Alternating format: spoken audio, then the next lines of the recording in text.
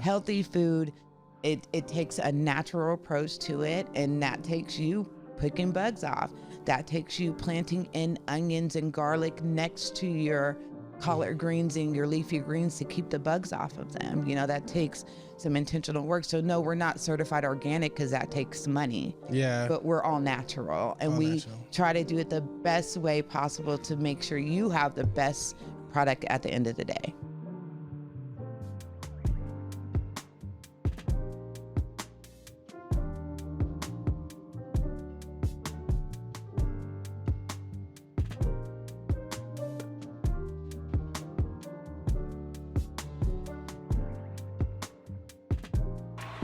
Hey, what's up, everybody? Welcome back to another special episode, SongLab Live. I'm FleekSauce. Today we have a special guest with us that specializes in some really awesome areas. I'm going to pass the camera off to her side, and she's going to introduce herself, and we're going to get into our conversation. What is up? What's up? What's up? How you doing? I'm good. How are you? Thank you for coming. Thank you for having me. Yes. Can you tell everyone who you are? And yeah, let's start there. So my name is Nika Forte, and I am an urban farmer and beekeeper. Awesome. Can I say something? You're the first beekeeper we've had. That's awesome. Shout out to you for that. What inspired you to specialize in, we'll start with the bee culture, apiculture? Apiculture. We'll start with bee apiculture, vocab word today, apiculture. We'll start with that, and then we'll discuss agriculture as well. Gotcha. So what got you into apiculture? So my job in agriculture got me into apiculture. Nice. So in my work, I was thinking of ways to grow healthy food and increase our production on the urban farms that I was managing. Mm-hmm. And without using any chemicals or any harmful products that may leak into the food. And so after doing a bunch of research, I found that bees are a great way to increase the production on your farm, also help the environment around you. And bees do so much, not just for farms, but for humans in general.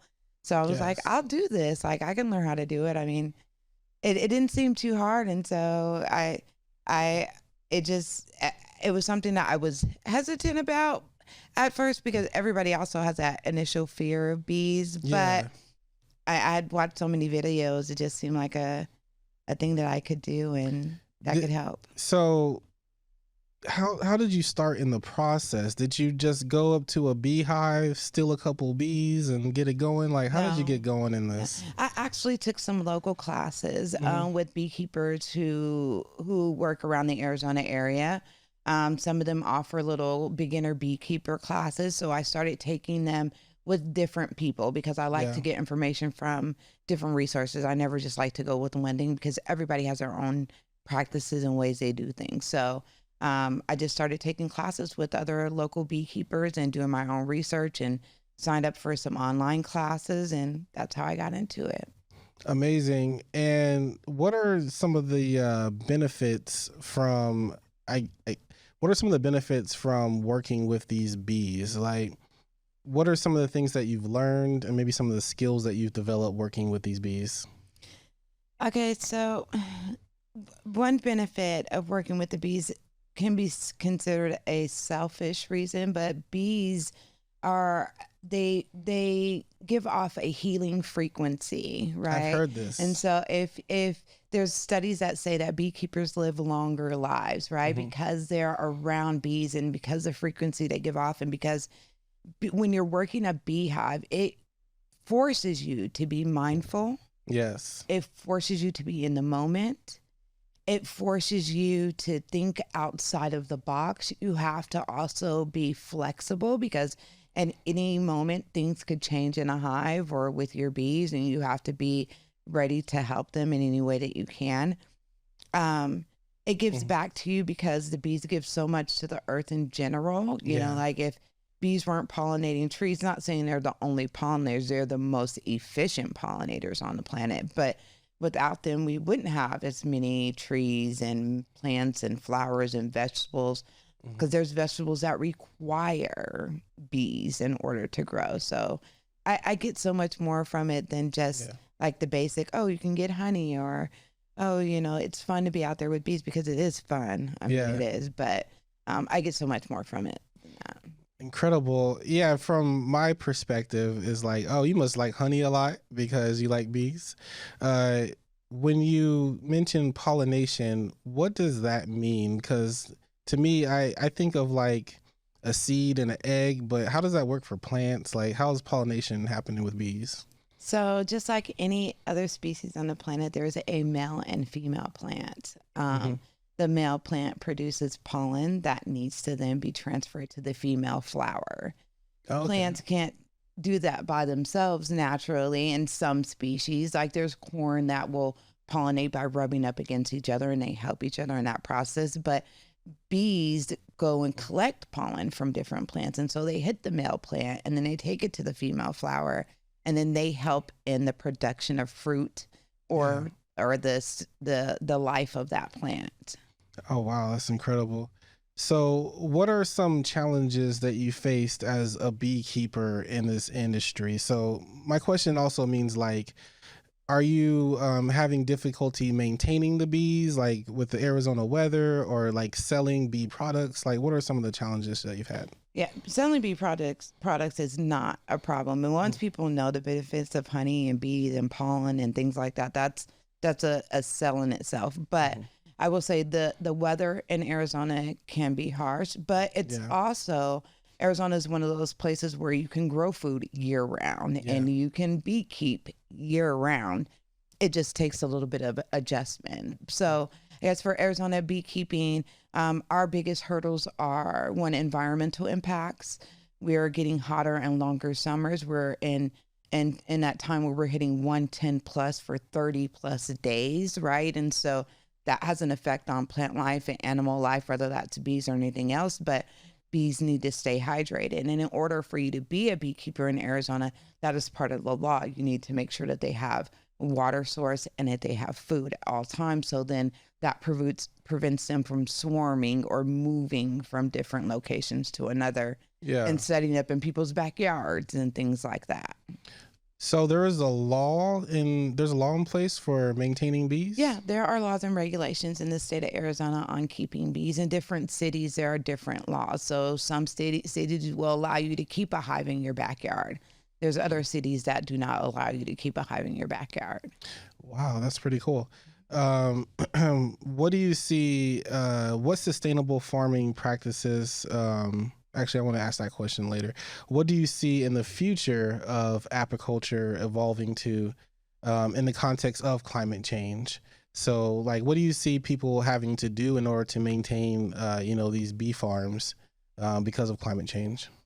It's having beekeepers and those who are in the apiculture world who are like in science or learning the science behind it and teaching the science about it to think outside the box in the ways that we've kept bees before. I recently was researching an article where they were talking about how the way that we have our bee boxes set up may not be conducive to the colony of bees that we keep, especially here in the hot climate.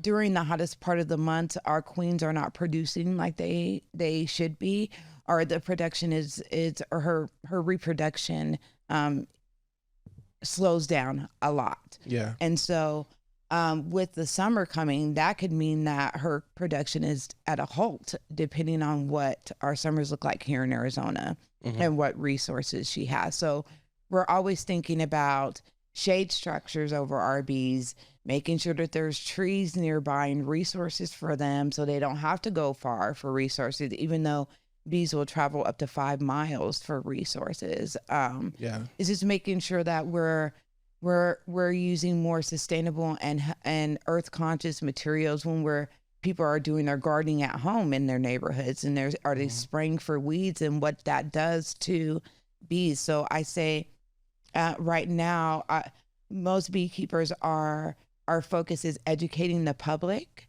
on, the importance of bees and the things that you guys can do as just regular, humans on this planet when thinking about, our future, what you use on your property and your place that can affect the different wildlife that we're going to need to help us sustain life on this planet for years to come.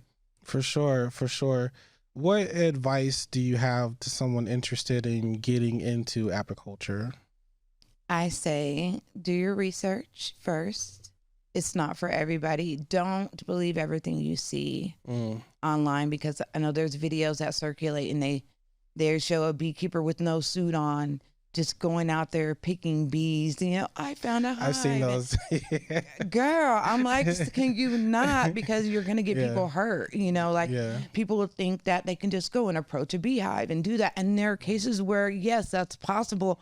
But 9 times out of 10, it's not. You know, you shouldn't do that. It's dangerous. You don't have any formal background or understanding. So the first thing I would say is just do some research. It's really not hard. It's something that people have done for centuries on this planet. Beekeeping is not new. Yeah. It's not new to us as humans. It's not new to us as a culture, Black people. It's not. It's something that we've done. You see hieroglyphics of beekeepers on walls and Egyptian tombs, and found honey that's millions of years old or thousands of years old. So, start small. Don't get deterred. Find you a mentor, someone in your area that you can learn from. Find out who's producing local honey and offer to spend some time with them and learn from them. Pick their brains. Learn from more than one person. And just know that you can hurt them by trying to do this if you're not doing it properly. Yeah. So make sure that you're doing more harm than good when you're trying to be a beekeeper. For sure. Great advice. How can someone connect with you on your products that you offer? And then also on if they want to learn about apiculture? Absolutely. So I do have a beekeeper program where I train people to be beekeepers. It's a program for women. The class is going to be virtual, so it will be open to anyone. But our inspection work and our sisterhood building is a really important part of this program. Yes. But you can always look us up, Bayhive, BAEHIVE. az.org. Sometimes I do community classes where you can come in and it's just a day to learn about bees and some basic beekeeping things like that and what you need to get started. So yeah, you can check out those. My website, you can check out my Facebook page, which is Bayhive Beekeepers. I also have an Instagram page, Bayhive_Beekeepers. I have TikTok that I use to put out videos sometimes about beekeeping. So those are different ways. I also have a community garden where I do open air markets, and you can buy our honey there at those events. And so, yeah, I have a number of different places you can come and engage with us or get products that we have. You mentioned a community market there. I kind of want to transition into that and what you have going on there. Can you talk to us about that marketplace and then some of the agriculture that you also work into? Absolutely. So I am the director at Heart and Soil People's Garden. Heart and Soil People's Garden is a USDA People's Garden, and we are sponsored by Local First Arizona and the USDA. Oh, nice. It is a small community garden. There are 18 women, and we all grow food on that space. Each woman has their own plot where they can grow food for their families or to sell at market or to use in any products that they have. A lot of the women are entrepreneurs and do their own thing. There's a young lady that's a doula. There's another one that sells her own teas. There's another one that makes her own products for like skincare and hair products and things like that. So it's just a small community garden space where we also give away produce to the community. So if you come to our market, you're going to get free produce there. We teach classes there. We just did a garden in a bucket class, teaching people how to grow food in small places. Even if you have just a patio or just a little space in front of your door, you can grow yourself some food. So we're in downtown kind of South Phoenix area, and we engage the community on how to grow their own food. That's incredible. I think one thing I really liked hearing about the womanhood part is that it's a different structure than what I've heard about women coming together. women coming together to work on the farm or work on a bee, that's different. I like hearing stuff like that, different outside of the normal social constructs of a club or a bar or some type of dating meetup. It's a different atmosphere. And then it's about women empowerment. So you guys can, help each other, be community, network, big each other up. So I think that's really awesome. And I encourage more people to do things like that, like start these programs in your cities, in your towns. Can they reach out to you on reach out to her on some mentorship? If you guys need to know how you can get those things started, she can, consult in those things, but I think it's needed in every area. I agree. Can you share some insight into like specific crops and regions so like in Arizona, you can grow certain things, correct? Like certain seasonal. things you can't, seasonal things. Seasonal Can you planting. give me some insight into some of the things that you're able to grow during the seasons here in Arizona? Absolutely. So I'm going to give you a general thing and I'm going to give you some more specific things. So one thing about Mother Nature is that it knows when you should have things in your life. So in the summer months, you get very hydrating foods, right? Your cucumbers, your tomatoes, your watermelon, your cantaloupe. And in the winter months, you get everything you need in a stew or a soup. Yeah. Your carrots, your spinach, your healthy greens, your onions, your things like that. Right. Sit in your stomach. Potatoes, like those are the things you get. So Mother Nature knows when those things, and I say plan your garden like as such. But in Arizona specifically, yes, the summer months, we grow cucumbers, we grow tomatoes, we grow peppers. Peppers love heat, eggplant, watermelon, cantaloupe, because those are all the things that we need, again, to hydrate our body, and they do very well here. Yeah. Next month is the time that you're going to want to start putting in those seeds. If you're going to be growing cucumbers, if you're going to be growing your watermelon and your cantaloupe, put those in. Squash, summer squash goes in starting next month.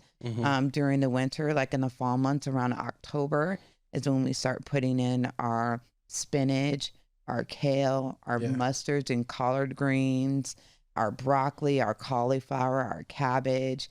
And they grow really well here all the way up until it starts getting hot. And then the cucumber and things are stuff that can withstand the heat, but still are going to produce for you. And what challenges have you had so when I came out once with my family. I don't know if you remember, we came out there and there were these little like critter things that we discovered that day. So I thought we were going to get in there and like really like plant seeds and stuff like that. But really we spent time looking for plants that were ate up. Like they were being attacked by these little critter things and we had to see which ones we can salvage. And I remember you saying like, this is part of farming and gardening. Yeah. Like, yes, it absolutely is. Yeah.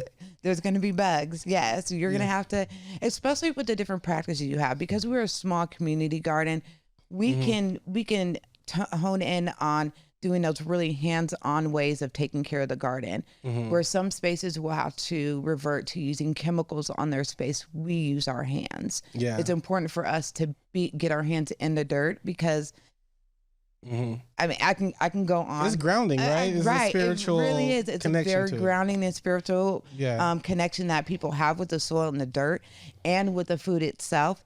And so, sometimes picking caterpillars off the back of your leaves is what we have to do to make sure that you get the healthiest food possible when you come to us for those free produce days, right? Like, so we don't want to give you something that's been sprayed with a bunch of chemicals or that's going to cause you more harm than good, because a lot of the food that we're getting from the grocery stores and stuff like that are just empty calories and they're not really food.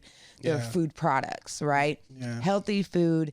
It takes a natural approach to it, and that takes you picking bugs off. That takes you planting in onions and garlic next to your collard greens and your leafy greens to keep the bugs off of them. That takes some intentional work. So no, we're not certified organic because that takes money. Yeah. But we're all natural, and we try to do it the best way possible to make sure you have the best product at the end of the day. Yeah, that's awesome. I know for me, I've been on a journey education-wise, learning about the different nutritional qualities of food, like GMOs and things like that. That I didn't know about that, and I'm actually like reading labels and stuff and seeing what all the ingredients of things are. Yes. And one thing I was educated on was like there's actually Raid in some of the food, like the Raid that they spray to keep the bugs off. It's not out of the food; it's still in the food. It's still in the food, right? They sprayed it on the food. So it's like she's like it's like using Raid as some breath freshener or whatnot. I want you to talk about your events next. I'm interested in your events that you have going on, and then when they are and how people can connect with you on those. Awesome. So yes, we have the open air markets at our community garden. They happen the fourth Saturday of each month. Right now, they're running from 11 a.m. to 2 p.m. When it gets hot, we adjust. We usually do a night market during that time, so the vibe is a little different, but it's really nice. During those markets, we invite in small business owners, local entrepreneurs who may not have a brick and mortar, who can't afford a brick and mortar, a very affordable and very just amazing space for them to sell their product and network with each other. And then we also help bring a draw there by making sure that we're giving away free produce to the community. So people will come somewhere for some free produce, and then that way we get those entrepreneurs the exposure that they need to sell their products. So fourth Saturday of the month, 11 to 2 p.m., we're on Central and Durango, just off Central and Durango in downtown Phoenix. And you can look us up on our Facebook page. It's Heart and Soil People's Garden. You'll see all of our events there, including our community volunteer days.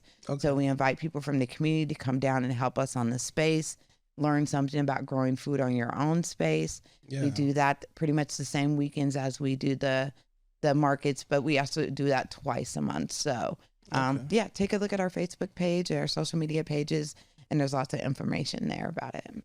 Awesome. And I've been to the night market, and it is a lot of fun. I brought my family. They have different vendors there, so different stations you can walk around. They have a DJ. It's very active, very vibrant, and it's a place anyone, all ages are welcome. All ages can go there, have a good time, be social, meet people, network as well. So if you're in the Phoenix area, I advise you go check it out. That's every fourth Saturday? Fourth Saturday. Yep. Every fourth Saturday at what time? 11 a.m. to 2 p.m. 11 a.m. to 2 p.m.? Yep. So check it out, guys. I would like you to let people know how they can connect with you. So whether it's through apiculture, agriculture, how they can connect with you, what social medias to follow.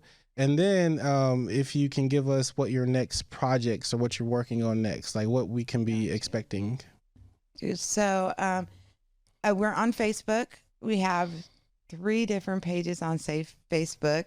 So we have ABC Mobile Education Center, which is the name of my business, which we're a mobile education business where we bring agriculture, bees, and composting to you. Heart and Soil People's Garden falls underneath that. That's also a Facebook page, Heart and Soil People's Garden. I have my own page, which is Nika Forte Sesay. On Facebook. On Instagram, we have Heart and Soil People's Garden. We have Bayhive_Beekeepers. And then we have Urban Farmer Nika on Instagram.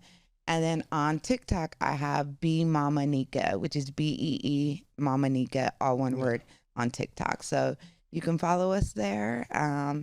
The next big thing we're working on besides the markets is we're going to be doing some fundraising. We're trying to get electricity installed on our space. We do run off a generator, but we have like a grill out there. We have sinks. We have a portable restroom. We have sitting areas. We're also an event space. So if anybody wants to come and have an event there, whether it's a baby shower, if you don't want to rent a Ramada at a park because you want a more private area to have a family get together, we open up the space for you to do that too. If you guys want to do a podcast or if you want to do something in the garden, a live thing, the garden is open for that. Anybody that supports us, we support you back. We don't charge a lot for you to run our space.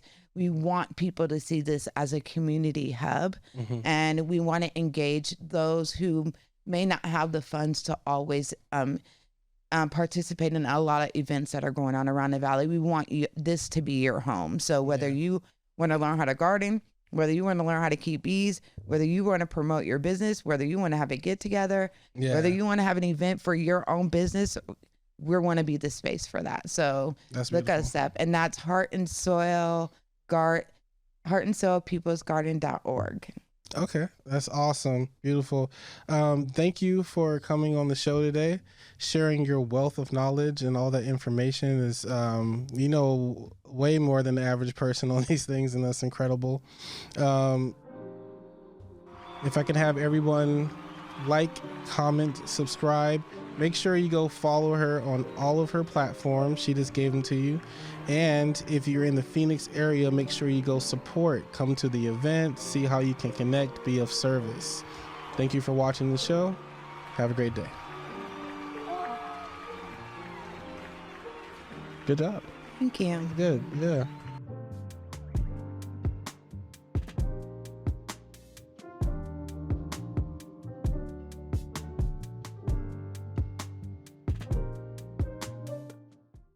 Just a quick video on the importance of bee suits. A friend of ours showed up today unannounced at our inspection and found out really quickly why it's important for him to wear a protective suit. We warned him when he first arrived that he should definitely have a suit on, but he was very insistent that he just wanted to be there to take videos and that he would be okay. So we smoked him.